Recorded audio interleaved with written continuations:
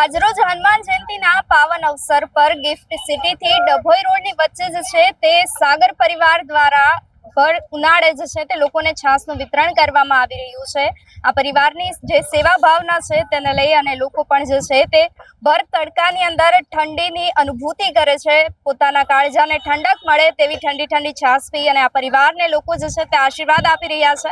તેમના સભ્યો સાથે વાતચીત કરવાનો પ્રયાસ કરીશું। જી ભાઈ, આપનું નામ? મારું નામ રોહિત પટેલ, સાગર રેસિડેન્સી,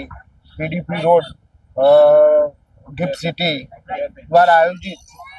આ સેવા કેમ્પ છેલ્લા અમે 5 વર્ષથી અવિરત સેવા આપી રહ્યા છીએ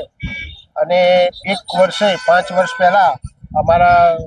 સોસાયટીના બધા મિત્રો અમે દર્શન કરવા માટે આવેલા અને આ સમયમાં ખૂબ ગરમી પડતી હોવાથી અમે લોકોએ ડિસાઈડ કર્યું કે ભાઈ આ ગરમીમાં રાહત આપવા માટે આપણે બધા મિત્રો મળી અને બધાને ઠંડી ઠંડી મસાલાવાળી છાશનો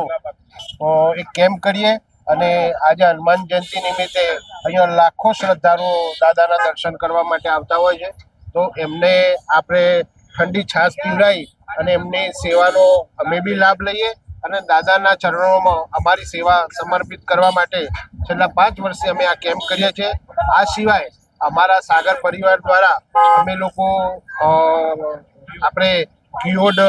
ભાદરવી પૂનમે અંબાજી માતાનું મંદિર છે ત્યાં પણ અમે આવો એક દર વર્ષે અમે કેમ્પ કરીએ છીએ અને આવી રીતે લાખો શ્રદ્ધાળુના સેવાઓની અમે આ મોકો અમને મળે છે એ